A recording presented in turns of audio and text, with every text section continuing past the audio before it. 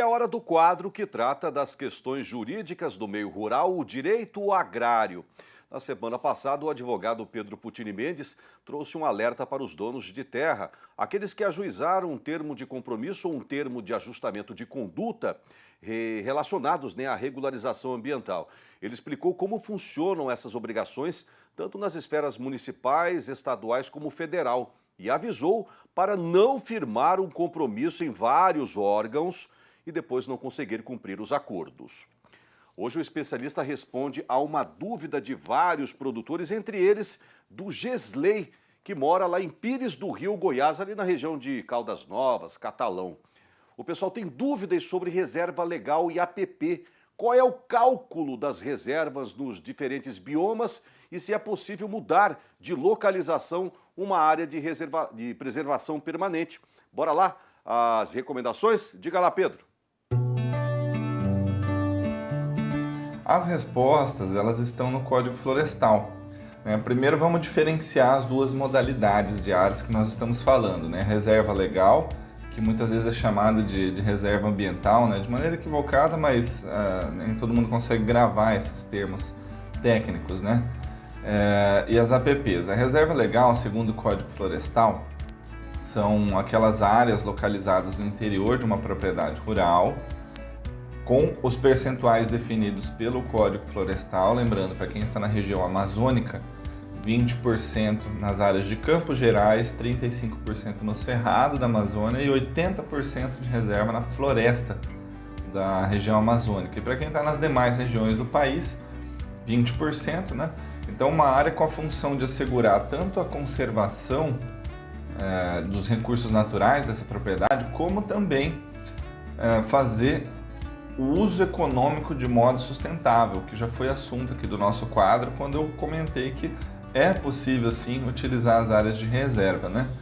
Bom, já as áreas de preservação permanente, já diz o nome, a preservação é permanente, são áreas protegidas que são cobertas ou não por vegetação com a função de assegurar, né, a proteção ambiental, né, a preservação do meio ambiente. Resumindo, a reserva legal são percentuais e podem ser utilizados mediante plano de manejo, e as APPs são metragens, né, de áreas definidas pelo Código Florestal que não podem ser exploradas, exceto aquelas situações de áreas consolidadas, que nós acabamos de comentar também. Bom, aí sobre o cálculo conjunto dessas duas áreas, que foi a sugestão aqui do nosso comentário no quadro de hoje, de acordo com o artigo 15 do Código Florestal, apenas poderá computar, ou seja, somar as áreas de preservação permanente no cálculo da reserva legal, quando isso não implicar numa conversão de novas áreas para uso alternativo do solo. O Código Florestal chama de uso alternativo as áreas produtivas, né?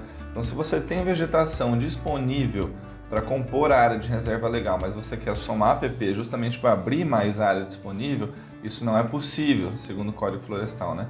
E também essa soma das APPs dentro do percentual da reserva, ela só é possível quando essa área que vai ser somada, ela esteja conservada ou em processo de recuperação conforme a comprovação do proprietário no órgão ambiental do estado. Isso normalmente é feito por meio do CAR. Bom, aí sobre a modificação das áreas de reserva legal, da localização, né? O Código Florestal ele determina no artigo 18 que deverá ser registrada no órgão ambiental competente a reserva legal por meio da inscrição no CAR, sendo proibida a alteração da sua destinação, né? Nos casos de transmissão e a qualquer título, desmembramento, apenas se será utilizado ou não, tá vendo? Não necessariamente fala sobre a localização, mas fala sobre a destinação, né, que poderá ser alterada.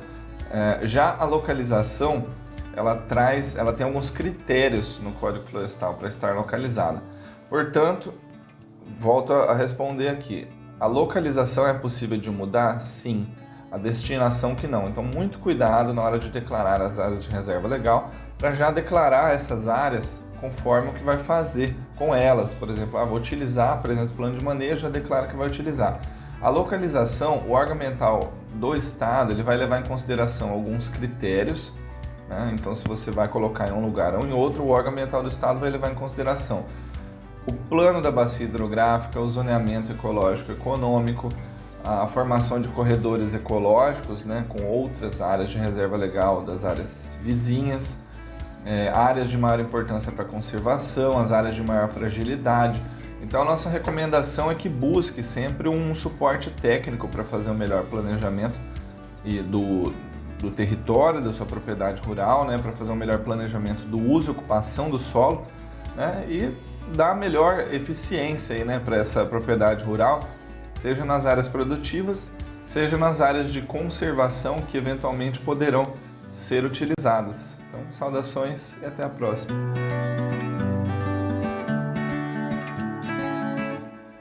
Maravilha, grande Pedro Pucini Mendes, né? Explicadinho, né, pessoal, para você não fazer errado e, claro, né, você não ser pego aí de surpresa por algum órgão ambiental fiscalizador e ser multado, né? Esse é o nosso objetivo. Toda terça tem um episódio inédito do quadro Direito Agrário aqui no programa, não perca.